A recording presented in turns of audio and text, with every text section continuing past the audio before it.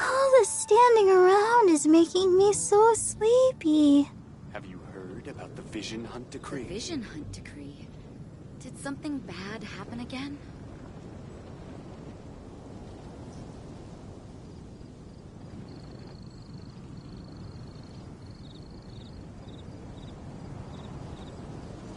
I wonder when I'll be as tall as my big sister.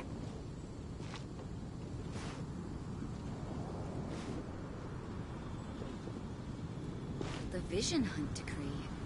Did something bad happen again? Vision Hunt Decree.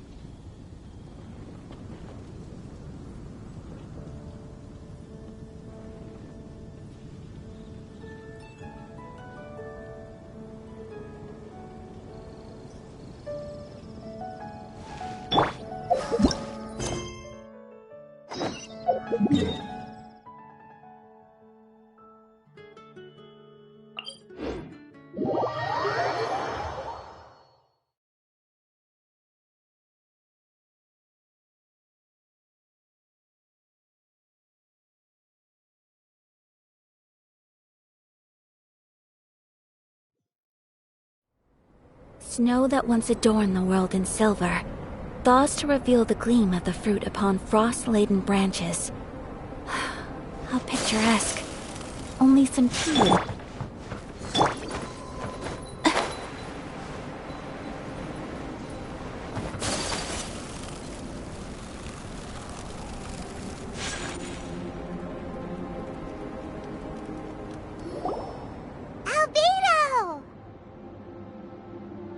Traveler, Paimon. I suppose your story is ready. Yep. How about you? Do you need some more time? No need. I am also ready to tell my story. Paimon calls dibs!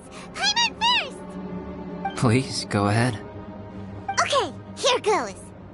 Once upon a time, there was an evil researcher who went into the mountains and did a crazy experiment on whopper flowers to transform their appearance. After a lot of pain and suffering, the whopper flowers finally took on a human form. Then they stood by the side of the mountain to wait for unsuspecting bypassers. To whoever spoke to them, they would ask some questions such as, "Who am I? Who are you?" If the bypasser got the wrong answer, the last sound they'd make would be a yelp before the whopper flower ate them alive in one bite. Ooh, truly frightening. What the? You two aren't scared at all! Don't go nitpicking, okay? If you didn't like the story, go write your own!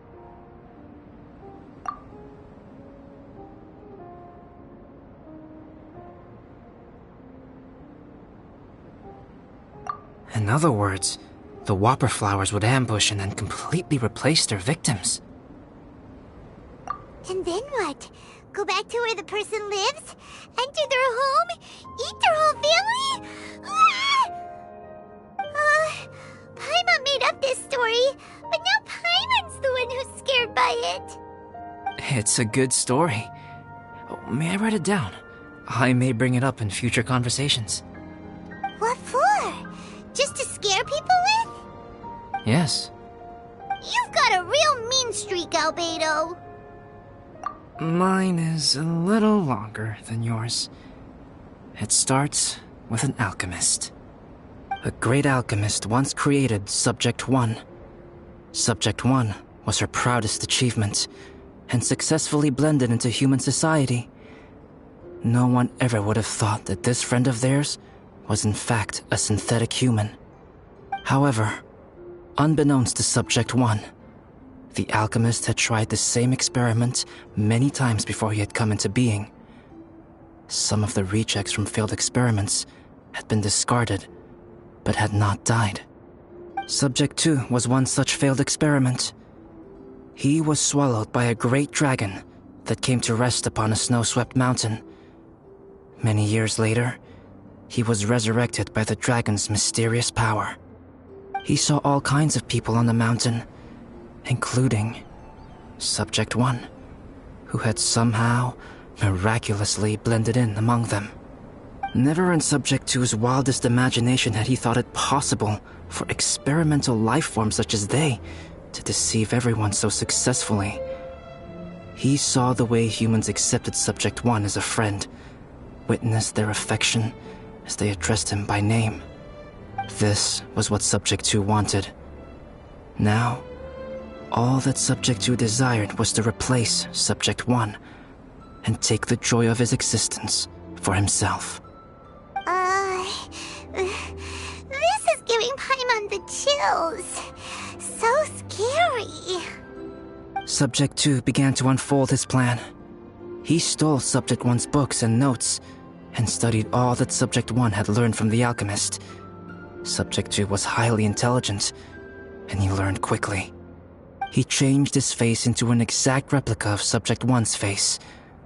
Then, he found a plant with mimicry capabilities and transformed it using dragon blood and alchemy.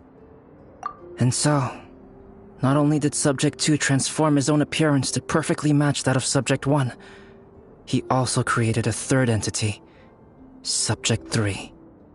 What? There's 3 of them now? But Subject 2 wanted to become a perfected human. So, he erased a mark on both his and Subject 3's necks, for these marks were symbols of imperfection. In my view, it was probably a subconscious act, an instinct. He so desperately craved to become a perfect human being that he forgot something. Human beings are defined by their flaws. Subject 2's plan was meticulously crafted. Subject 3 would draw Subject 1's attention. After Subject 1 disposed of Subject 3, he would assume the threat had now disappeared and would let his guard down. The next moment that Subject 1 was alone, Subject 2 would make his move. He would eliminate Subject 1 and become the only one remaining. He would secretly replace the Subject 1 of everyone's memories and inherit his identity, residence, clothing, sword, name, and friends. People would have no idea that the individual they knew had become somebody else from one day to the next.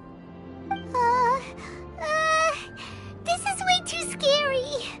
Paimon's never gonna be able to trust anyone again. But just before Subject 2 could carry out his plan, a unique stranger entered the mix. Subject 2 tried to make contact with this person, but found that they could somehow sense he was different from Subject 1. What's wrong? Are you scared? What happened then? What happened to the stranger? He became a new stage in Subject 2's plan. One more person that Subject 2 had to dispose of. It's as if there were 3 identical roses in a garden. Only one of the 3 was a fine specimen, while the other 2 were defective specimens that bore poisonous thorns. In all the world, only the gardener who tended to them could tell which was the good specimen. People do not like poisonous plants. Only a perfect rose can fetch a high price. If the inferior specimens wanted to conceal the fact of their worthlessness, they would have to take the gardener out of the picture, using their poisonous thorns.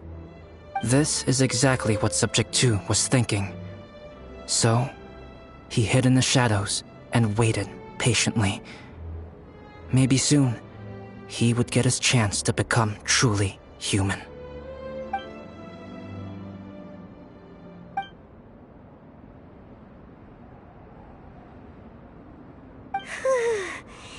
That was intense! So what happened after that? Did Subject 2's plan succeed?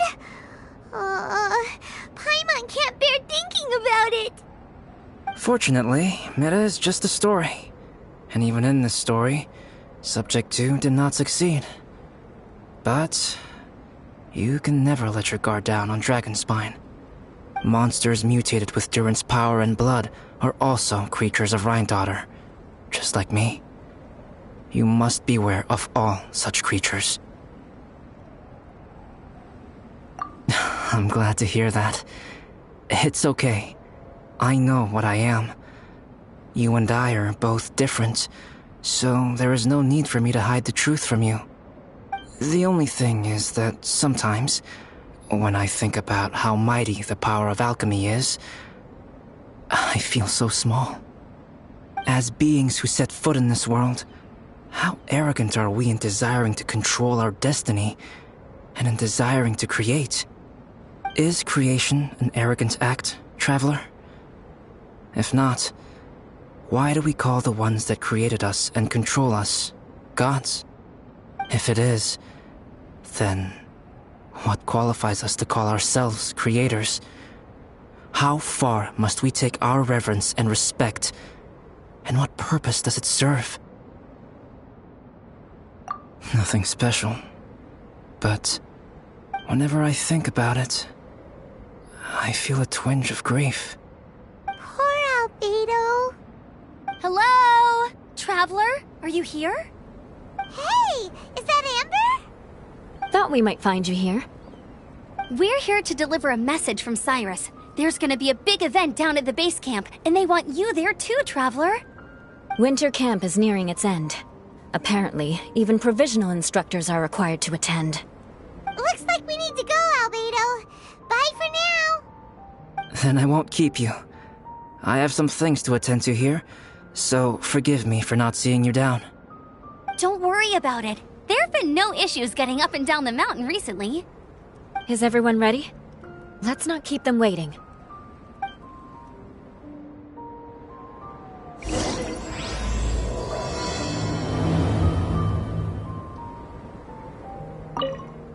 Go ahead. You're one of their instructors, no?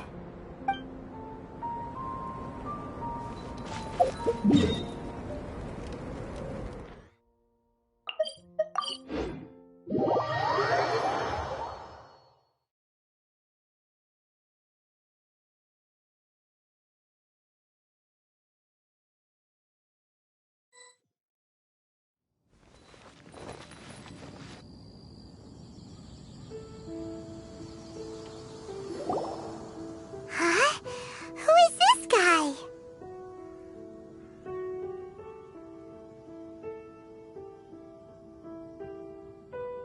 Allow me to introduce Yozerv. He's Joel's father.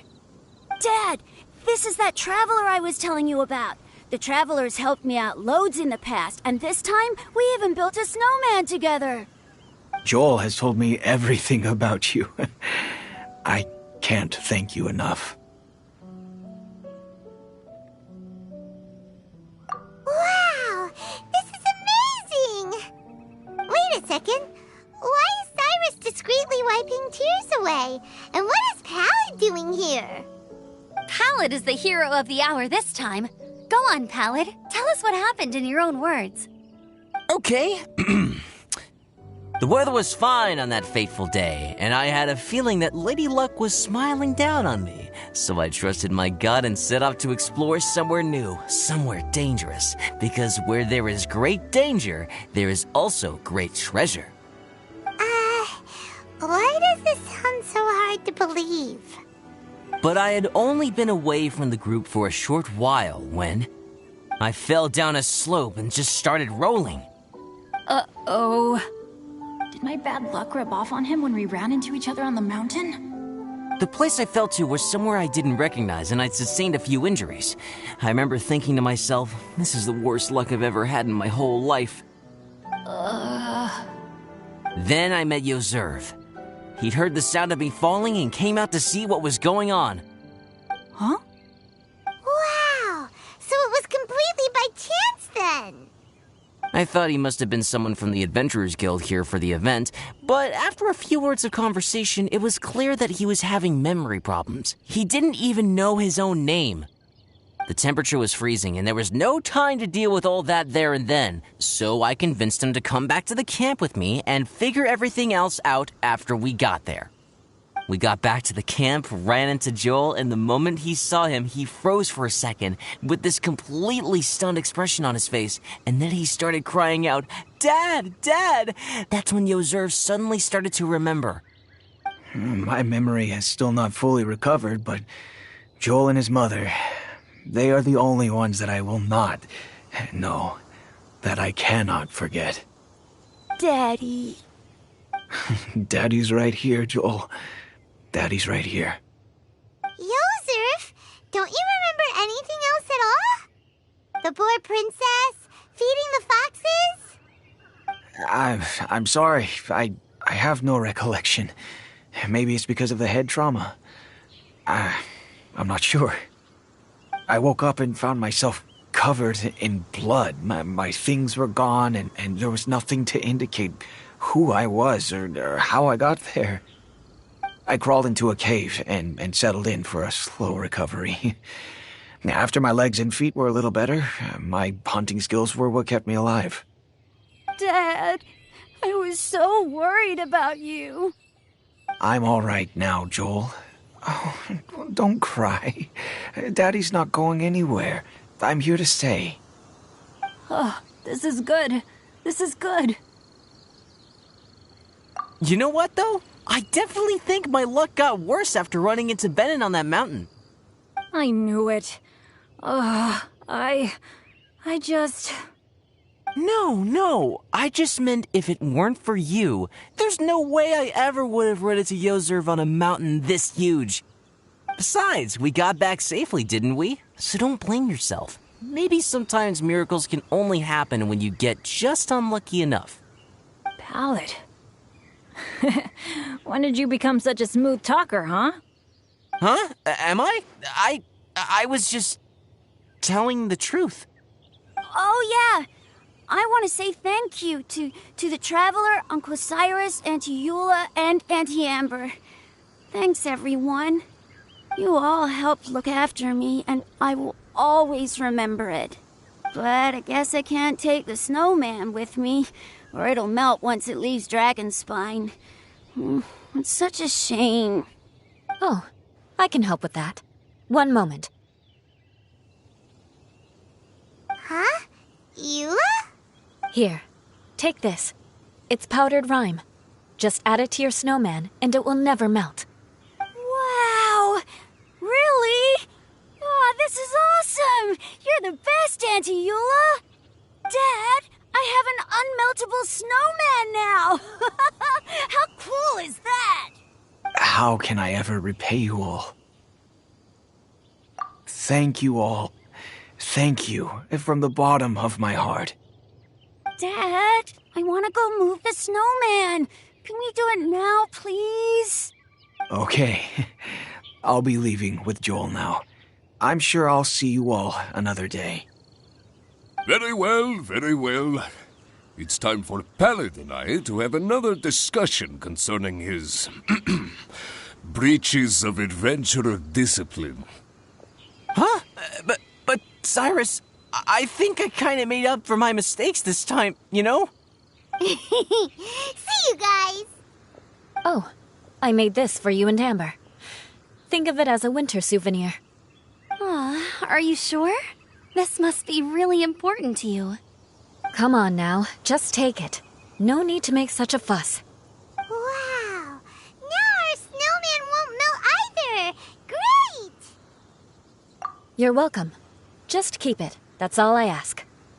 Amber and I have some business to attend to now. See you later. See you! Everyone's gone. Seems like they've all got their own stuff to do now. Oh! You know what? We've been on Dragonspine all this time, and somehow Paimon still forgot to ask Albedo about how to make a fruit juicifier machine that could keep the juice fresh. Maybe we should try Timaeus again. He does seem pretty eager to please after all.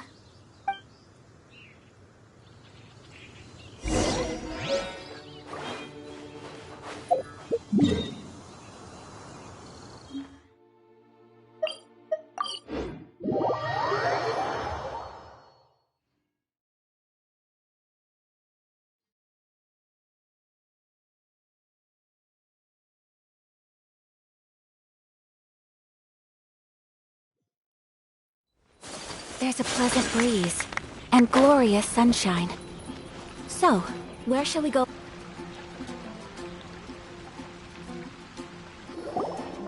Timaeus! Traveler and Paimon, what can I do for you? Wait a minute. You've got that mischievous look on your face. Oh, you're not still thinking about that ridiculous juicer thing, are you? Timaeus, will you help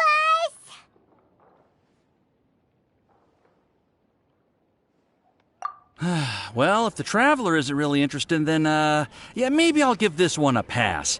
It's just the weirdest request ever. No, but Paimon's Sunsettias are gonna go to waste without it! And the time it would take me to research something like that, I could probably pick those Sunsettias again 10 times over. New research project, Timaeus? We meet again. Oh, Albedo, thank goodness. So the situation is, Paimon wants a machine that can turn fruit into juice and keep the juice fresh. I mean, surely it's... Majorly important, that's what it is. If you can manage to invent this, we'll never have to worry about fruit going bad ever again! That's impossible.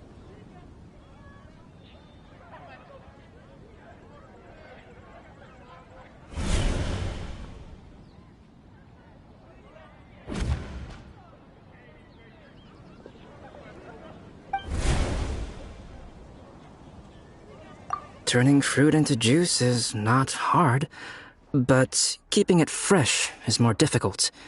But if you simply want to keep the fruit from rotting, there are many ways to achieve this. Right, Traveler?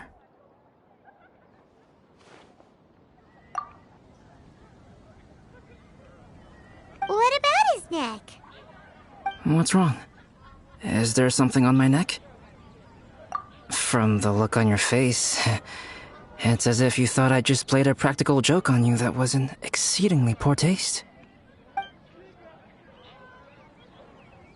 Albedo, you were saying, how do you stop fruit from going bad? Well, one way would be to bury your fruit on Dragonspine, where the snow never melts all year round. But then Paimon won't be able to eat them! You could always live on Dragonspine. No, too cold for Paimon. Or you can give the fruit to me, and I would take it to Dragonspine for you. But since you don't like the cold, you'd have to send someone else to pick them up when you want them. This is where you come in, Traveler. Suddenly sounds a lot more feasible with other people doing all the work. Okay then, shall we go with that idea? Fruit buried on Dragonspine will stay fresh for much longer. However, it is also possible that the fruit will sprout and grow into fruit trees. Who knows? Maybe the next time you visit, it will have grown into an orchard. You can water the trees, add fertilizer, and when they finally bear fruit, you will have some fresh sunsettias. No way! Then Paimon will have to be a gardener! That's not the goal here. Oh? Well, I don't think being a gardener is so bad.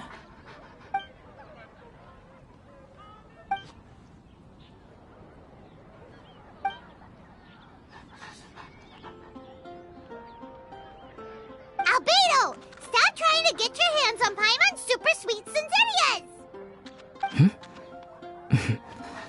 It bothers you, does it?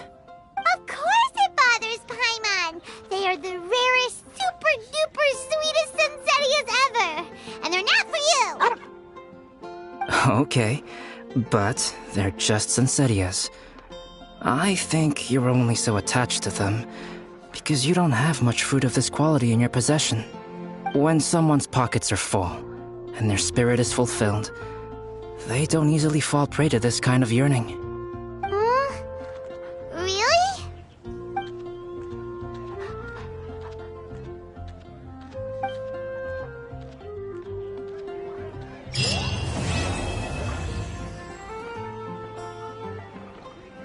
The neighboring nation of Liyue has the most prosperous commercial port in all of Tibet.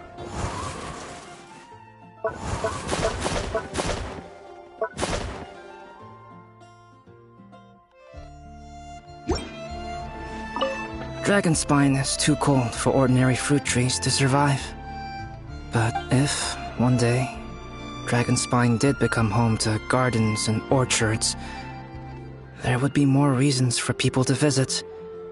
Perhaps a little life is the key to attracting people. Life may exist in all kinds of unfathomable forms, and in all manner of unthinkable environments. Mysterious, yet tenacious. Perhaps this is what makes life so special. Welcome. How can I help you?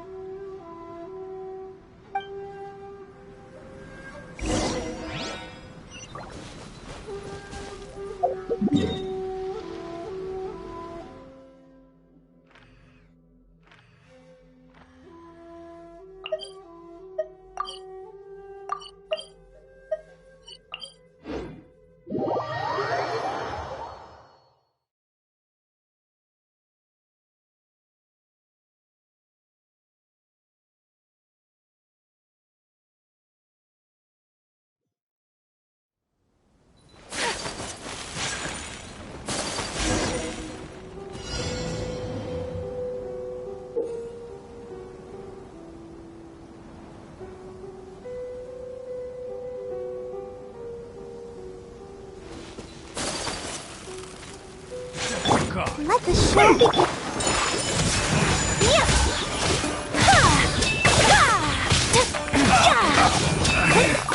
Should replace my hammer.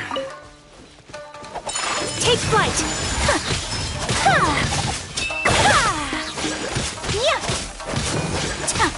To the very finally, What's one more opponent? Let's dance! My apologies!